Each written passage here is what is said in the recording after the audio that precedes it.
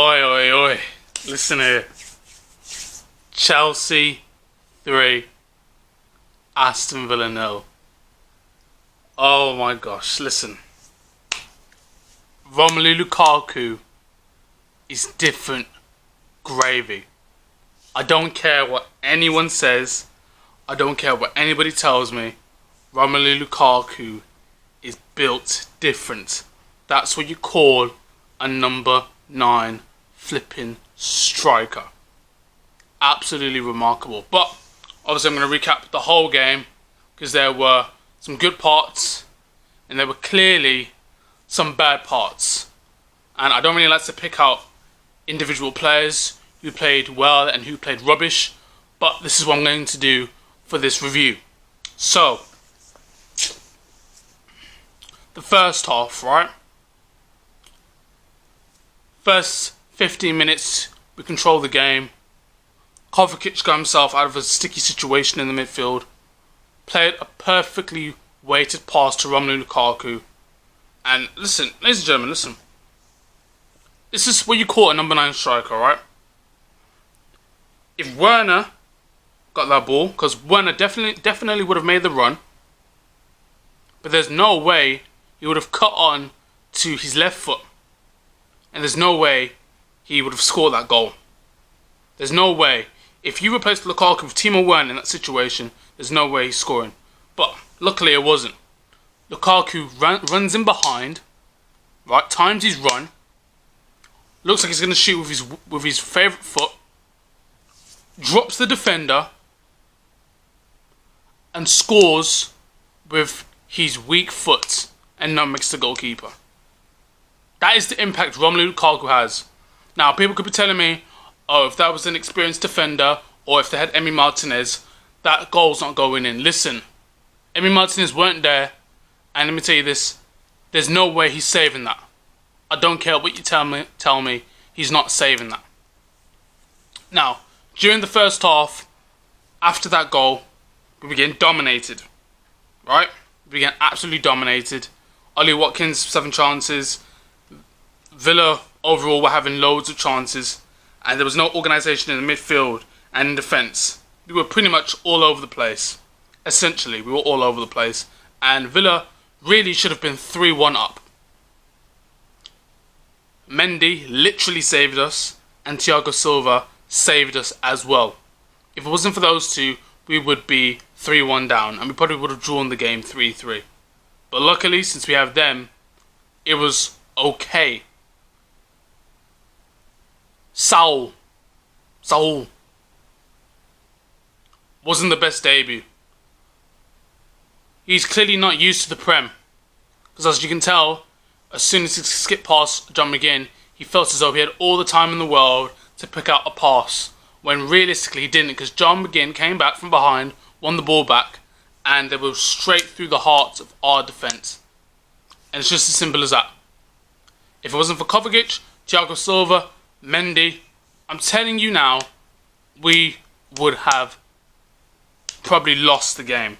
In all honesty, we would have lost. Now,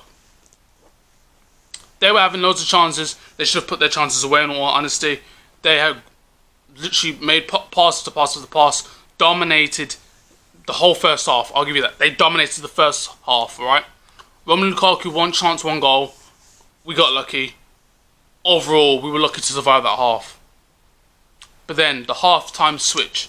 Now, this is what people tell me, right? This is what people don't rate. People say, oh, Jorginho's not all that. Oh, how come Jorginho's won 3 awards? This is why Jorginho has won 3 trophies. Alright? It's not just how he plays. He is also a leader. Because he clearly organises the defence and the midfield. As soon as he came on, we controlled the whole game. And as soon as I started to see that, I knew we'd won it. You can just tell in the second half, everything was completely different. Everything, right? Because as soon as he came on, as soon as one of our defenders had the ball, I watched Jorginho, right? And he's organising the defence, he's organising the midfield, telling them when to play the pass, when not to play the pass. This is the thing with Jorginho, and this is what people don't rate. He's a leader. Alright? He is a leader. Jorginho is one of the best players in the Chelsea squad. I don't care what anyone tells me, he's one of the best midfielders. And you can just see, as soon as he came on, everything changed. Jorginho was in the midfield. Right? Kovacic was comfortable. He pressed Tyrone Mings. Fair enough, Tyrone Mings made the mistake. Right? But Kovacic was the one that pressed. Right? Tyrone Mings doesn't put enough power on the pass back to steer, and Kovacic puts it in the back of the net for 2-0. That was one of Kovacic's best ever Chelsea performances, in all honesty. First off, he was good. A little bit sketchy though, because he lost the ball a few times. Well, it was Saul, to be fair. He lost the ball and kept giving the ball away, so it wasn't really Kovacic. I can't really blame it on him. But second half, Kovacic was just amazing. He was remarkable, man. So was the return of Hakim Ziyech as well, especially second half, when he was pulling the strings. The crosses he was delivering, the passes he was playing, remarkable, man. Absolutely remarkable. Second half, we were the Chelsea. We went into, I think, second and third gear. That's where we really stepped up. And then Lukaku's goal at the end, in the 93rd minute. Listen, right. That's what you call a number 9 striker. My man banged that in the top left-hand corner. That was an absolutely remarkable goal from Romelu Lukaku. Absolutely remarkable. That's 3 goals in 3 games for Romelu Lukaku. Right? 3 goals in 3 games for the Belgium. That is world class. That is world class. It's not, oh, he's decent. It's not, oh, he's good. That's what you call a world class striker. Score from outside the box, top corner with his favourite foot. Listen, and he only had, that was his second chance in the whole game. Second chance. His link-up play was amazing. His hold-up play was brilliant. You could see, as soon as Alonso had the ball on the wing, his determination to get into the box and score.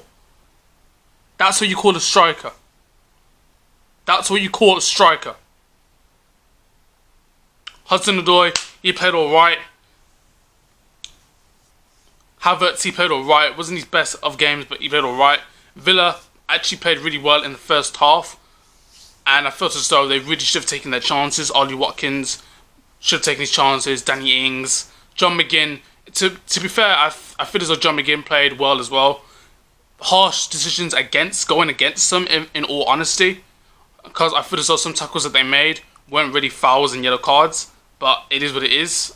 Some of these Prem refs just don't know what they're doing. But I felt some of the challenges, I was like, okay, that's a good challenge. And then he pulled it back and gave him a yellow. I just thought to myself, that wasn't really a bad tackle, to be honest with you. You got majority of the ball. Like, it just didn't make sense. But you know what? We won the game, and that's what matters. Everyone just played well. Everyone played well. So left Marcos Alonso for me. I'm going to do player ratings. Actually, Mendy for me, he gets a 9. Because if it weren't for him in the first half, these remarkable saves, we would have been at least 3 goals down. So Mendy gets a 9. Right back for me. Sorry, right centre back. Chalobah, he gets about, I'd say a 6. Bit shaky, very, very shaky in the first half. Was giving the ball away. He didn't really look relaxed and comfortable, if that makes sense. He lost the ball in the midfield, to be fair, against McGinn. So we lost the ball there. Could have put us under real pressure. Centre back Thiago Silva, for me, he has to get an 8. Because in all honesty, he saved us a lot. I think he was, in the first half, he was the coolest centre back out of the 3. He still kept his composure, even when Jorginho wasn't even on the pitch. So, for me, he gets an 8. Rudiger, first half, for me, wasn't great. Probably get 6. Second half, much better. I'd say 7. 7 from Rudiger. Poor in the first half, alright in the second half. He gets a 7. Left wing back for me, Marcos Alonso. He's good going forward, I guess. You get a 7. I say a 7. Not the best defensively. He was alright defensively, to be fair. Attacking wise, he nearly scored. He gets a 7. Another consistent performance from him, in all honesty. I don't think he'd be playing this amazing. I remember last season we wanted Alonso to go. He was on all that. But then you see how he's playing, and Thomas Tuchel likes him. And you see how he's starting to play, and we've kept another clean sheet. In the midfield for me, Saul, he has to get about probably 3 in all honesty. He was terrible. not the best debut. He's not rubbish overall, but just that game he was terrible. I have to judge him after. For me, it takes about 5 games for me to judge how a player is. How to really judge a player. For me, in that game, he gets about a 3. Clearly, he's not used to the Premier League. Took too long on the ball. Made the wrong passes, wrong choices. Just wasn't he just wasn't good enough, to be honest. He just wasn't quick enough. Tackles, he wasn't timing them properly. Committed a lot of fouls. He just wasn't the best for me. So, camera died. But like I was saying, Sal did not play the best of games. It was his debut. I think he wasn't used to the intensity of the Premier League, and he got a first glimpse of it. So now he knows that he needs to get up to scratch and he needs to get used to the Premier League, just like Jorginho. So yeah, he gets a 3 for me. Wingers, Havertz for me, he gets about 6. Didn't play bad, but didn't play well. I think it was quite average, to be honest. Couldn't really get into the game, especially first half. He wasn't really into it. I think because Villa were dominating the midfield and had so many chances, to be honest with you, so he couldn't really get into the game. Second half, he got into the game a little bit more, but still, he wasn't making that impact as we thought he would. So yeah, Ziyech for me, I think he played quite well, to be honest. He gets about 7. Kept crossing balls into the box, trying to get it into Lukaku, get into Havertz, trying to hit those long balls over the top, trying to create chances, trying to do something, trying to create chances, trying to play balls through to the wing backs as well, but things were just kept getting caught out. But overall, he didn't actually play that bad. So for me, he gets a 7. Now, Romelu Lukaku, like I said in the intro, he gets an absolute 10 for me. I don't care what anyone says. All right, 2 chances, 2 goals in the whole match. First goal, it was just a brilliant run. Times his run, onside. Looks like he's going to shoot with his left. Cuts back onto his weak foot and nutmegs the goalkeeper. 1-0. Then second goal was just class. Dave passes it into Lukaku, takes one touch, right? Takes one touch with his right foot, right, to set himself up, and then bangs it into the top corner with his left foot. Clinical striker. That's what you call a world-class striker. It's just as simple as that. He gets a 10 for me. And that's the end of the review, ladies and gentlemen. If you guys enjoyed this video, make sure to leave a like. Don't forget to click the subscribe button as well. Right, the Chelsea preview, the Chelsea versus Lille preview. I think that's who we're against anyway.